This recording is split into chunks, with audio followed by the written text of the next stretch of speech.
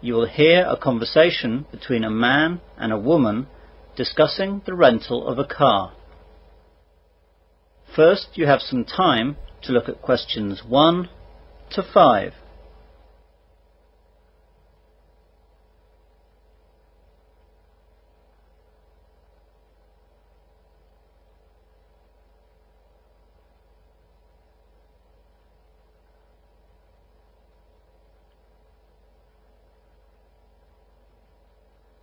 You will see that there is an example. This time only, the conversation relating to this will be played first. Good morning, sir. Welcome to Cheapy's Car Hire. Can I help you? Yes, please. I need to rent a car. That's no problem, sir. When would you like it? Tomorrow morning. Let's look then. Today's the 6th of August, so you'll need it on the 7th of August. So, 7th of August is the correct answer. Now we begin. You should answer the questions as you listen, as the recording is not played twice. Listen carefully to the conversation and answer questions 1 to 5. Good morning, sir. Welcome to Cheapy's Car Hire. Can I help you? Yes, please. I need to rent a car. That's no problem, sir. When would you like it? Tomorrow morning. Let's look then. Today's the 6th of August, so you'll need it on the 7th of August. That's right. Now, I'll just need to take some details from you, sir. Can I take your name, please? John Wilson. And your home address? 95 Green Lane, Manchester. Green like the colour? Yes, that's right. And the postcode is MW7 4DF. OK, got that. Can I have your telephone numbers, please? My home number is 0206 834 6387. And my mobile is 07779 724 868. Sorry, I missed the mobile. It's 07779 724 868. Thanks. Now, are you the holder of a full current driver's licence? Yes, I am. Could I take the number of the licence, please? Sure. Let's have a look now. It's WIL 948578269. And will there be any other drivers or just you? Only me, please. OK. You said that you wanted the car tomorrow, but how long will you want it for? Well, tomorrow's Friday the 7th, and I want it for the whole weekend, so I'll bring it back on Monday morning. I'll have to charge you for all Friday and Monday, sir. That's okay. Good. Now, what kind of car were you looking for, sir? I'd like a fairly small car, as I'll be driving a lot around town, and a smaller car will be easier to get around and to park. Yes, that's true. Well, I've got small sizes in the following types of car: a Ford, a Renault and a Toyota. They're pretty much the same, though the Toyota is in a cheaper price category. I'll take the cheapest one, please.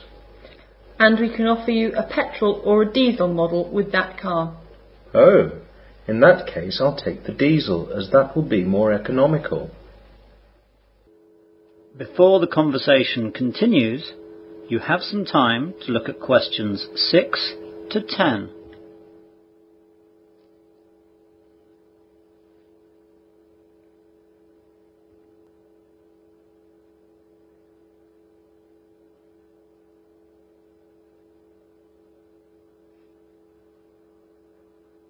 Now listen carefully and answer questions 6 to 10. Now, how much will this cost me?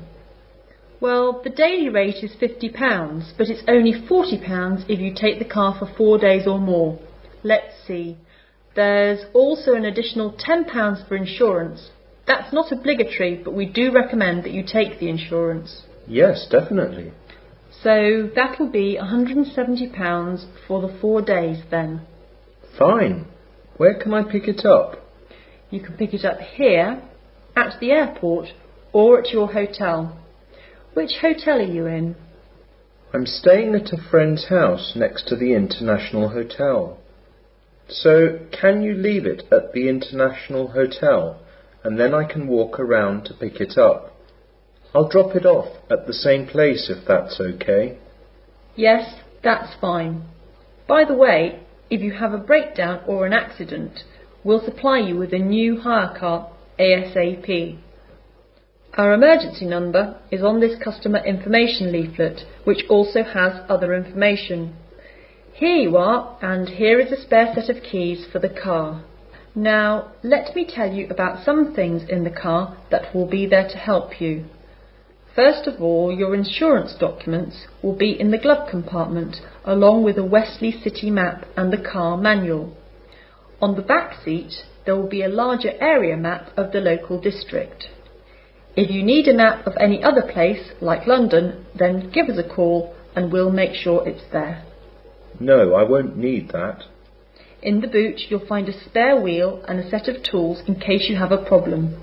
We have membership with the RAC, so you can call them if you're really in trouble. The membership card and phone number is in the glove compartment too. There will be a small fire extinguisher under the passenger seat, but I hope you won't have to use that. Great. So, where do I pay? If you go over there to Mr. Walker, then he'll sort you out. That is the end of part 1. You will now have half a minute to check your answers.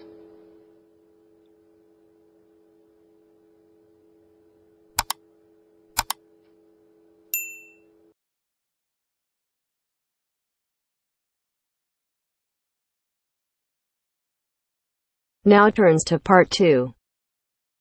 You will hear a speech given by the head of a company to some new employees. You have 30 seconds to look at questions 11 to 16.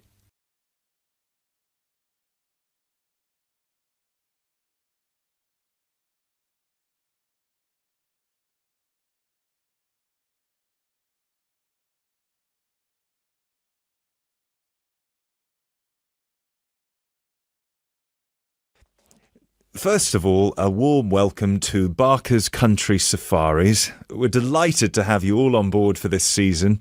I know you've all been told a bit about the company when you had your job interview, but I thought it would be worth telling you a bit more about ourselves. Barker's was set up 10 years ago by myself, John, and my then girlfriend and now wife, Nancy. We started it initially just as a hobby. We felt that there was a good opportunity to share our love of the countryside in this part of the world with the many visitors who come here. As you know, most people come for the beaches in the summer, but there is so much more to the region, and this is what we wanted to exploit. Nancy and I were born near here, and as teenagers we went climbing, kayaking, white water rafting, potholing, and just straightforward walking. This district is in our blood, and we love it. While we were still at university, we started taking small groups of visitors out into the national park in Nancy's brother's old Land Rover. We'd drive them around the back lanes and into the forest. We'd also organise rock climbing tours for friends of friends.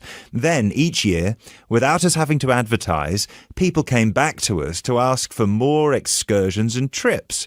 So, 5 years ago, we gave up our other jobs to focus full-time on Barker's Country Safaris. Now, 2 years after that, we set up the activity tour part of the business, and 1 year ago we expanded into organising activities for school groups during term time. Obviously, this was a massive challenge with all the health and safety requirements, but it's proving a great success.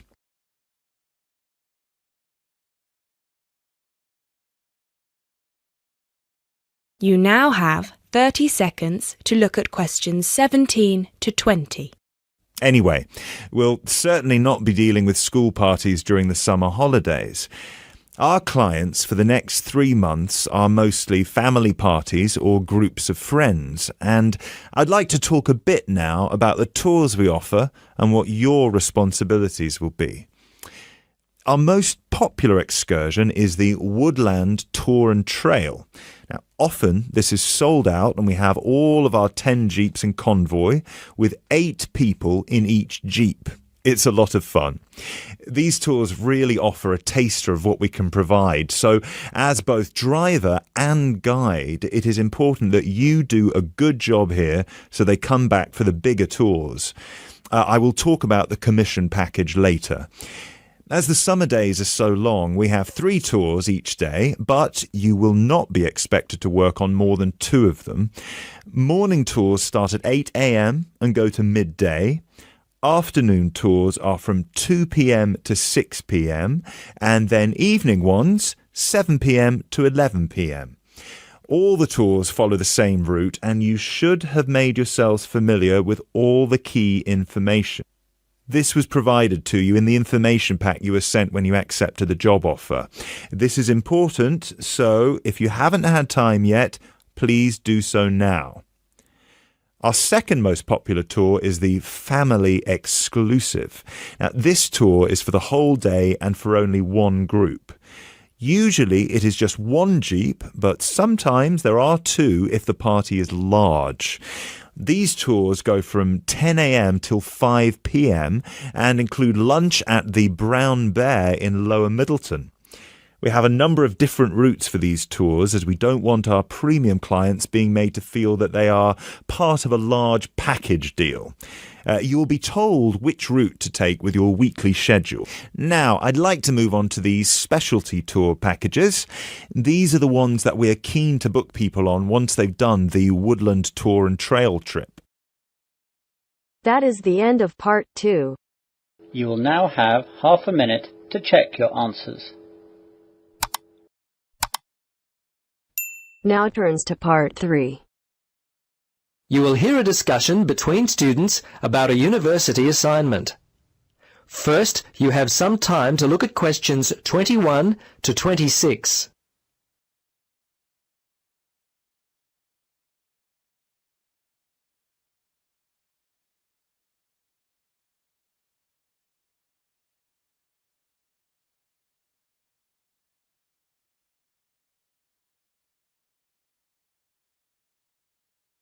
Now listen carefully and answer questions 21 to 26. Well, as you know, we have to plan and conduct a survey. How should we organise this?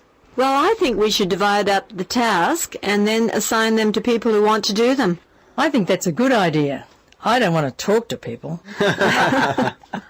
Seriously, if we divide up the tasks, no one will feel as though they're doing all the work.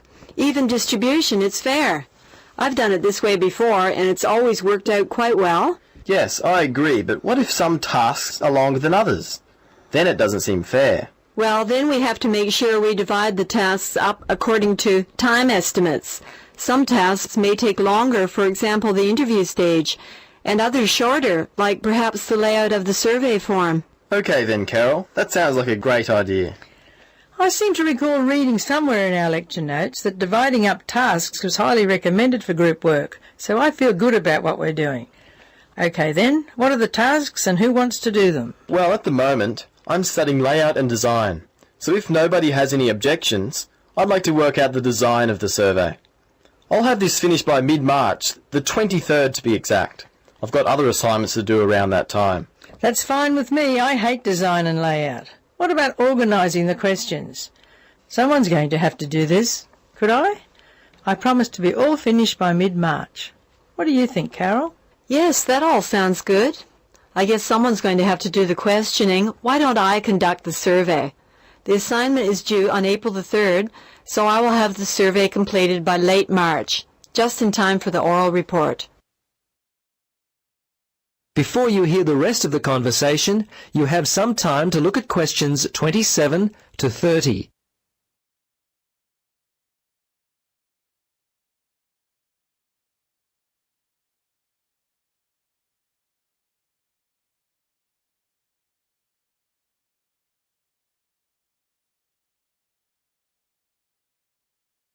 Now listen and answer questions 27 to 30.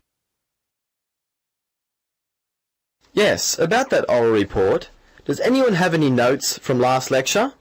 There were some good ideas about how to give a good oral report. Yes, I happen to have them right here. There were some very helpful suggestions given by Professor Thompson. Should we take a moment to go through them? Yeah. Yes, yes, please. Well, firstly, the report itself is due after the survey has been handed in. I believe our group will be presenting it on the 12th of April. 12th of April? That's the date of my accounting exam.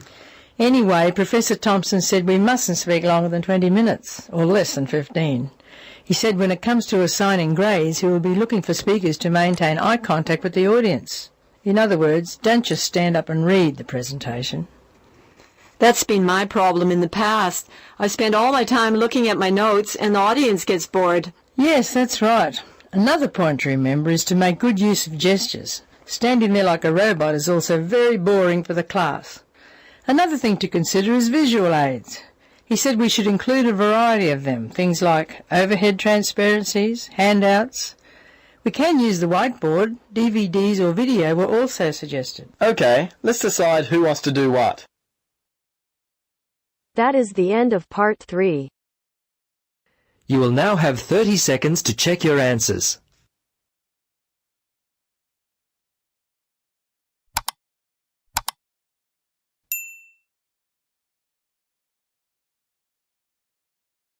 Now turns to part 4.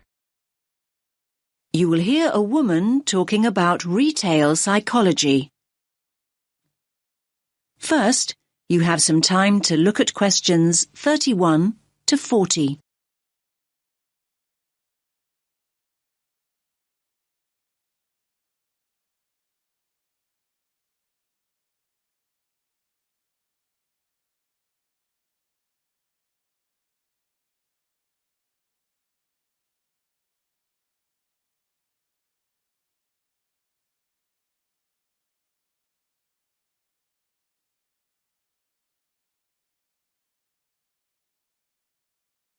Listen carefully to the talk and answer questions 31 to 40. Hello everyone. Let's get started on the final lecture in our module on retail psychology. Today we're going to focus on supermarket layouts and how retailers display their products to encourage us as customers to spend as much of our money as possible. It's an interesting topic. Now, most of us don't actually realize that the layout is deliberately designed to make us part with our money. But in fact, millions of pounds are spent on research into the psychology of shoppers and what motivates us to buy. So, let's have a look at an actual supermarket layout. Now, here's the entrance to the store, just here. This area immediately around the entrance is what retailers refer to as the decompression zone or the dead zone.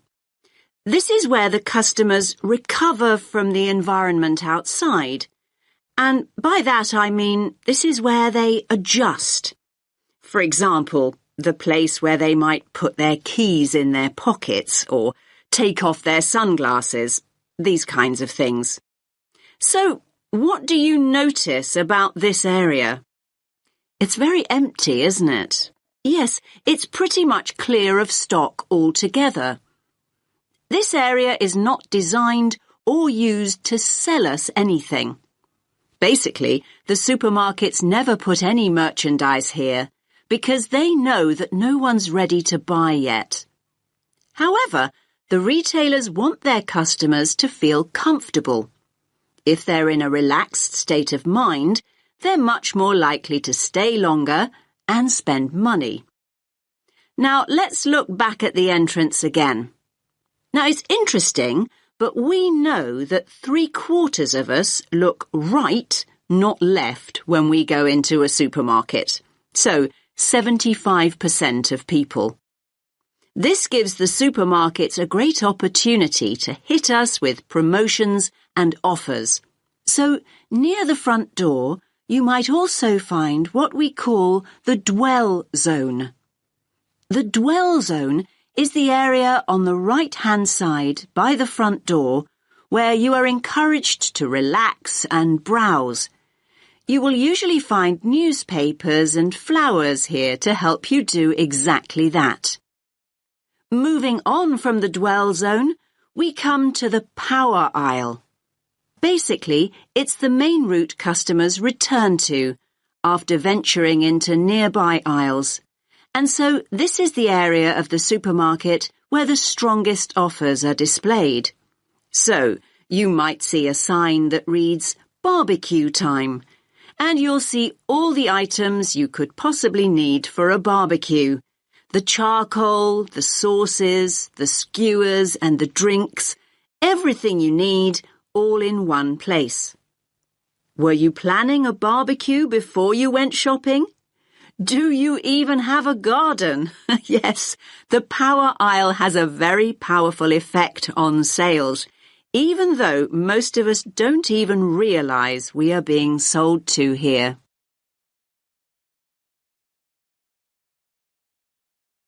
Now, let's think about fruit and vegetables for a moment. They're always located towards the front. Now, why do you think this is? Yes, fruit and vegetables are always at the front because it gives the supermarket a healthy image. And let's think back to flowers and newspapers. We talked about both these items earlier. And yes, they're displayed near the front on the right. Now, they're known as distress goods. Why's that? Well, these are the goods that we often buy in a hurry or on impulse.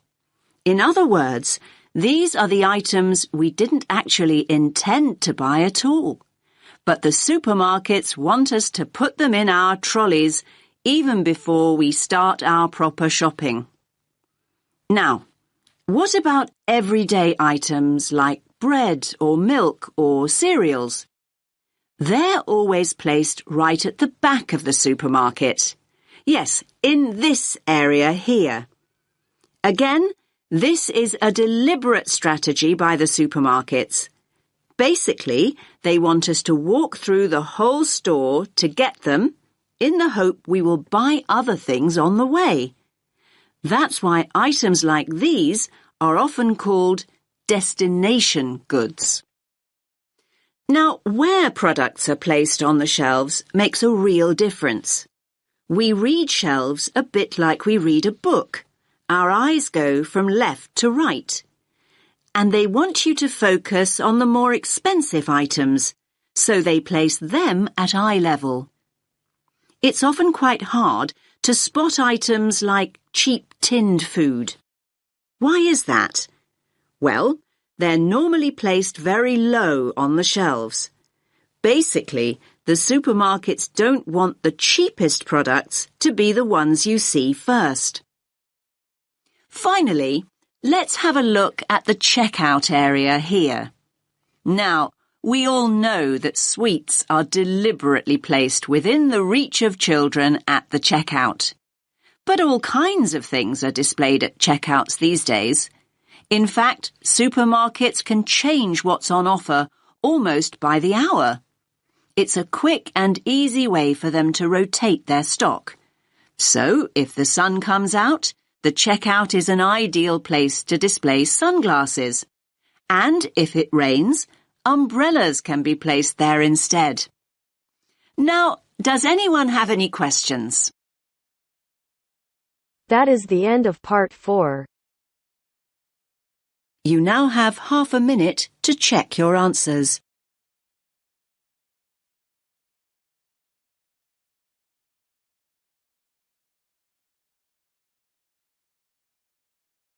Please share your score in the comment box below.